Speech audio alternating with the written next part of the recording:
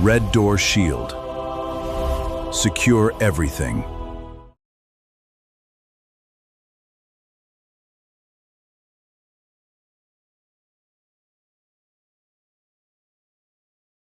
I want to ask you something. When you picture a cyber attack, what do you see?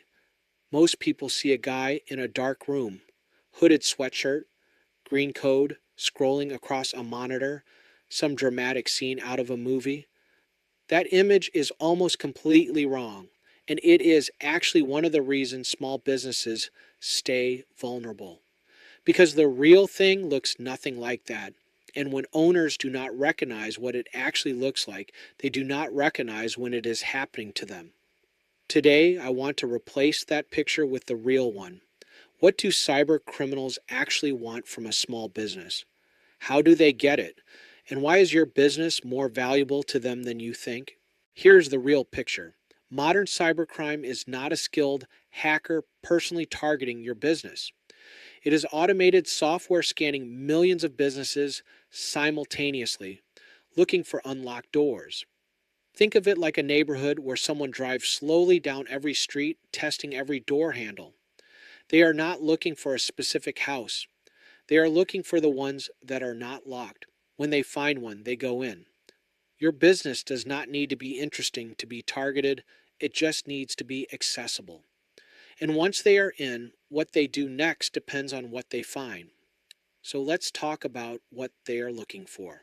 There are three things cyber criminals want from a small business: money, data, and access.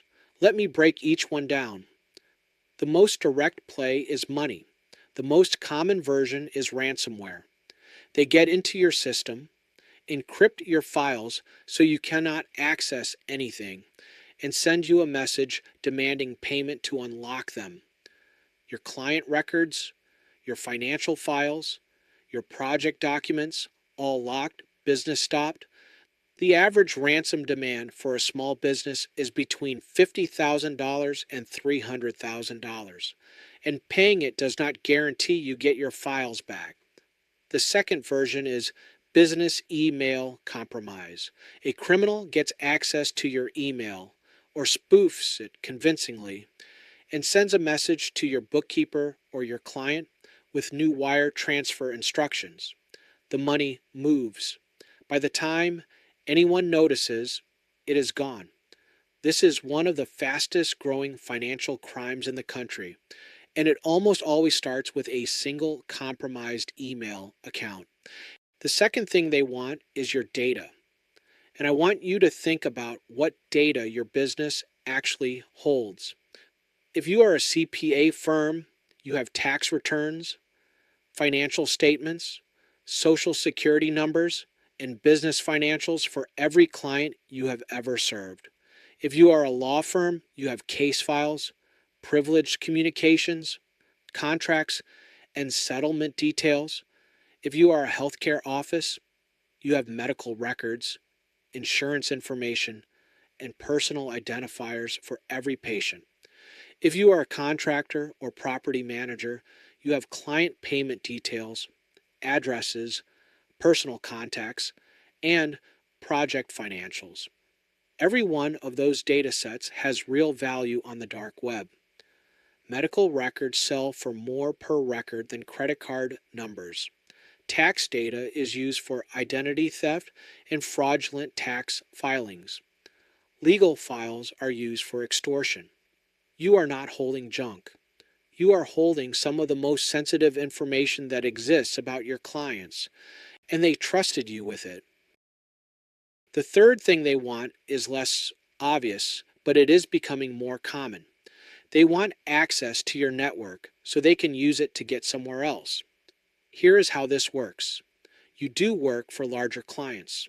You have access to their systems, their portals, their shared drives. If a criminal can get into your network, they can use your trusted relationship with a larger client as a bridge into that client's systems. This is called a supply chain attack, and small professional service businesses are increasingly the entry point.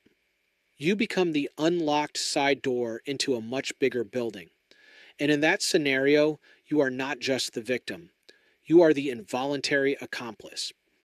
Now that you know what they are after, here is how they typically get it. 3 methods cover the vast majority of small business attacks. The most common entry point is email. Someone on your team receives an email that looks like it is from a vendor, a client, Microsoft, your bank, or even someone internal.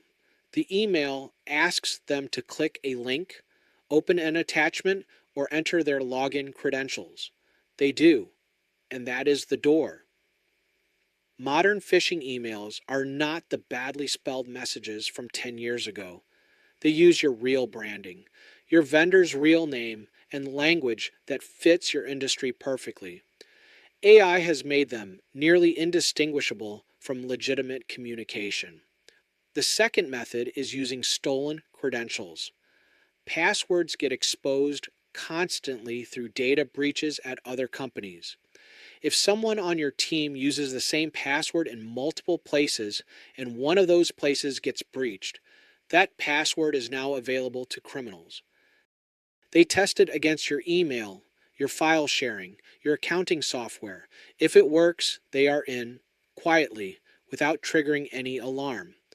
This is why password reuse is one of the most dangerous habits in any business. The third method is exploiting software that has not been updated.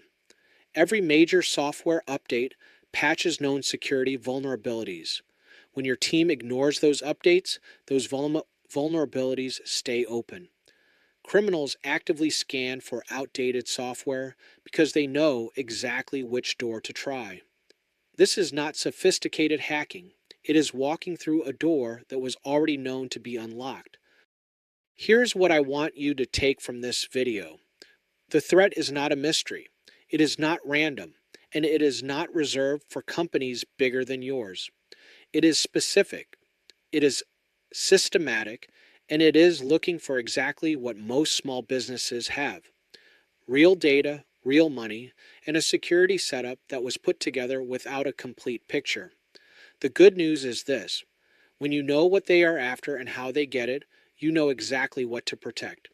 This is not an overwhelming problem. It is a solvable one. The businesses that get hit are almost never the ones with perfect security. They are the ones with a gap they did not know was there. Finding that gap before someone else does is the whole point of the business security assessment we offer. We look at your setup, we tell you what is working, and we show you exactly where the openings are. Next week, I am going to start getting specific.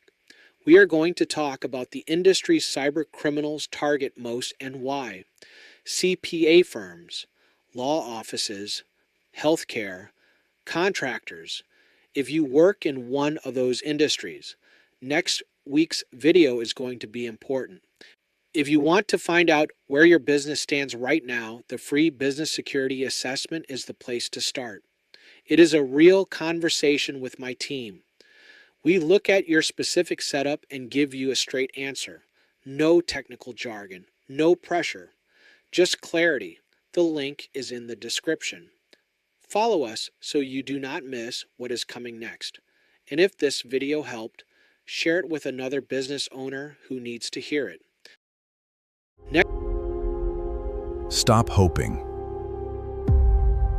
Start knowing.